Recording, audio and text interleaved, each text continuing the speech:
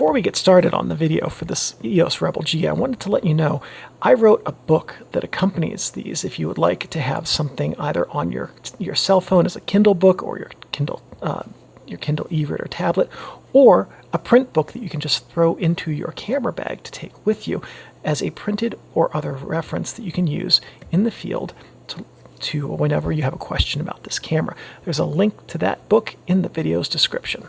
Hello everybody, and welcome to this, my first of two videos on the Canon EOS Rebel G, which was also called the 500N or the EOS New Kiss.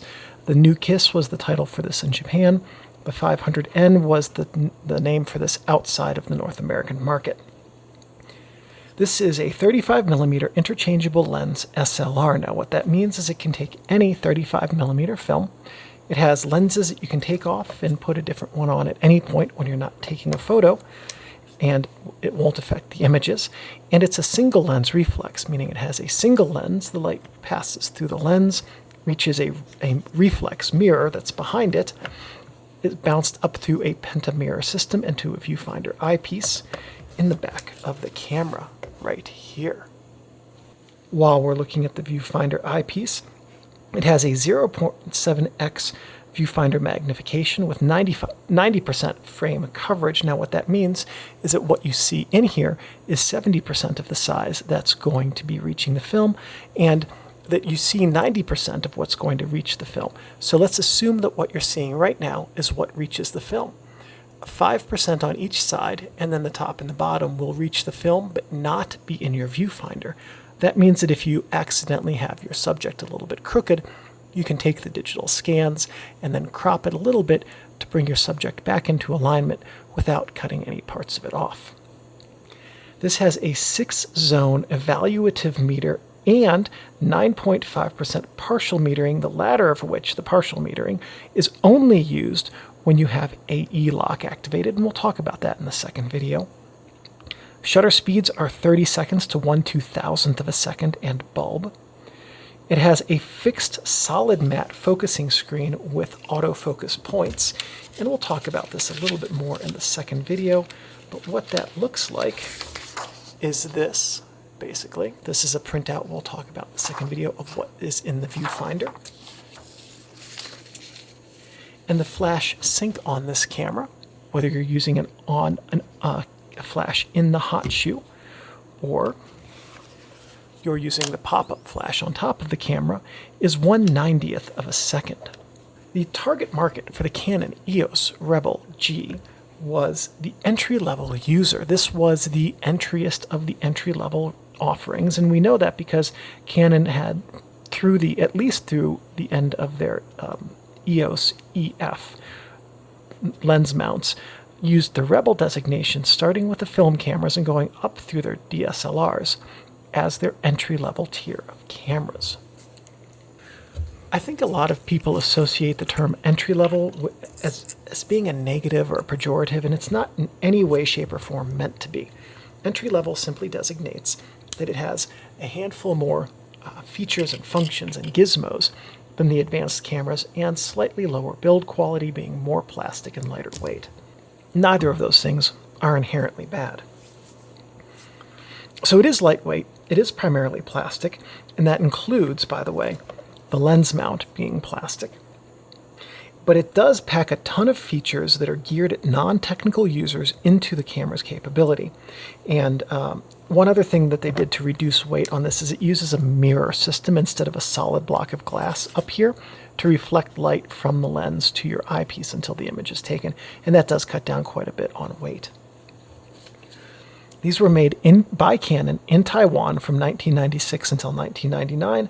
It was preceded by the Rebel XS, which was the 500, and it was followed by the EOS Rebel 2000, also called the Rebel 300.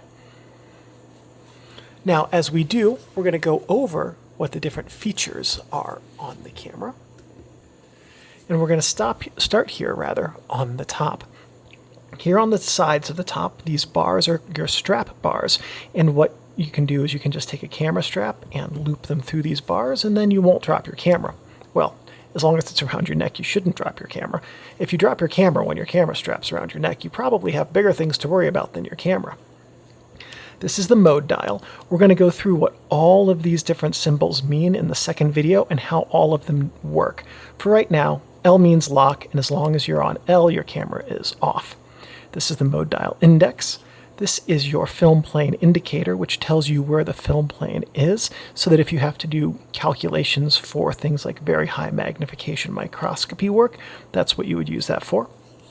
Pop-up flash, flash hot shoe, autofocus point selection button, function button, self timer and film rewind button, LCD screen, command wheel, and shutter button up here.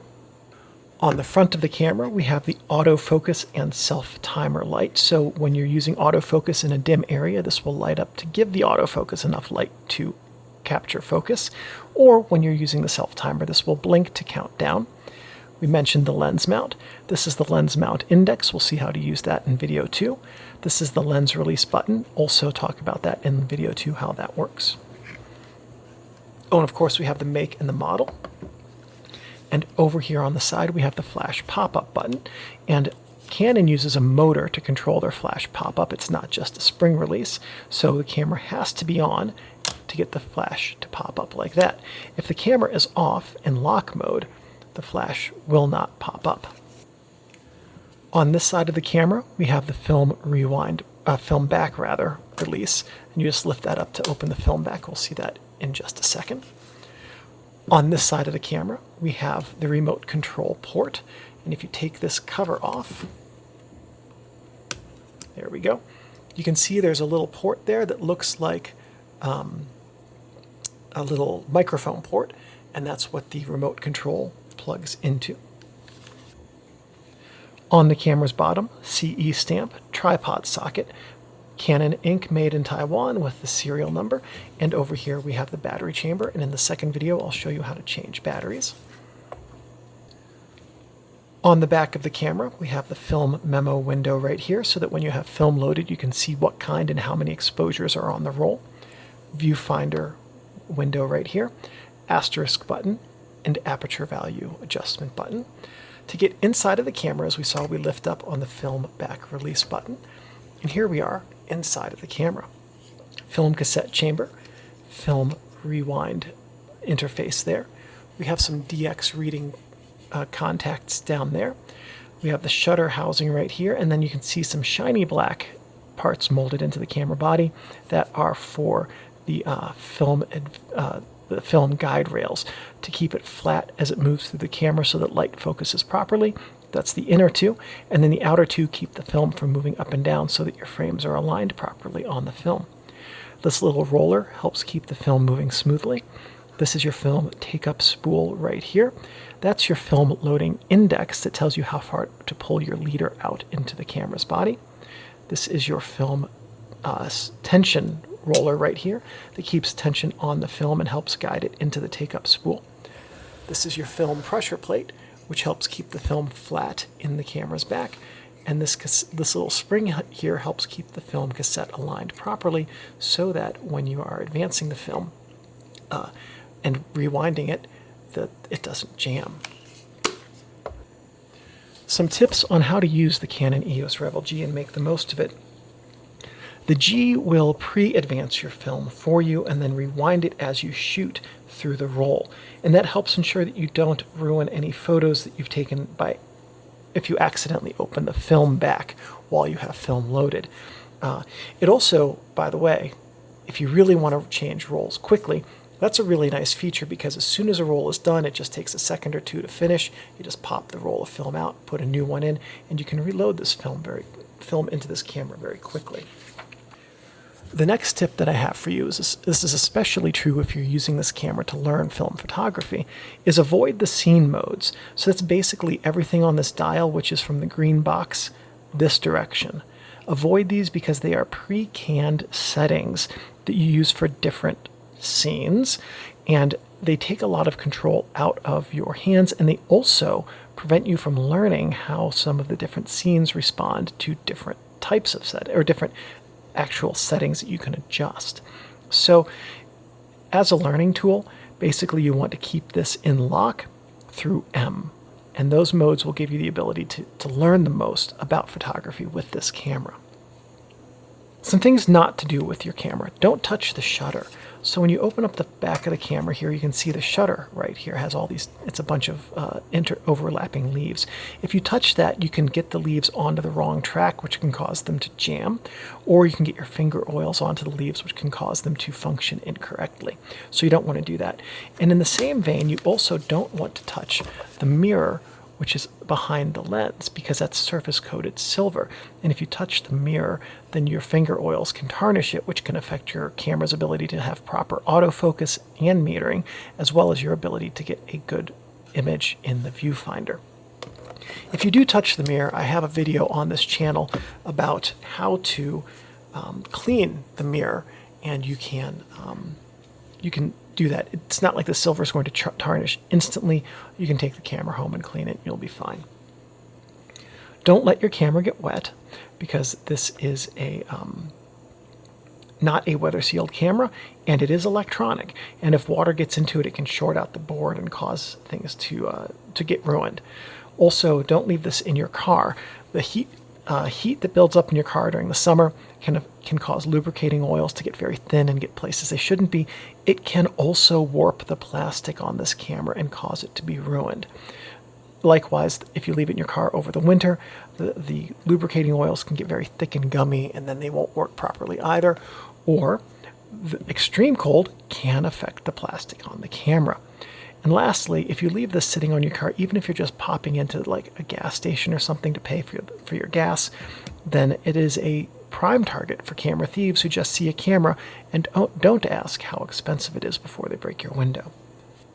Don't store this in a plastic bag or box unless you have a rechargeable desiccant pack that you keep recharged, because moisture can permeate that plastic, and once it's in there, it can cause fungus to grow on your lens's elements within your optical system in your camera, or can even theoretically cause some mildew to grow in some of the components of your camera. And just otherwise, any of those will make using this camera an unpleasant experience. So just remember, your Canon EOS Rebel G is a precision tool that should be handled with care and respect. And as long as you take care of your camera will take care of you. So that's the first video, and in the second video, we're going to talk about how to use all of the different functions on this camera, and I'll see you there.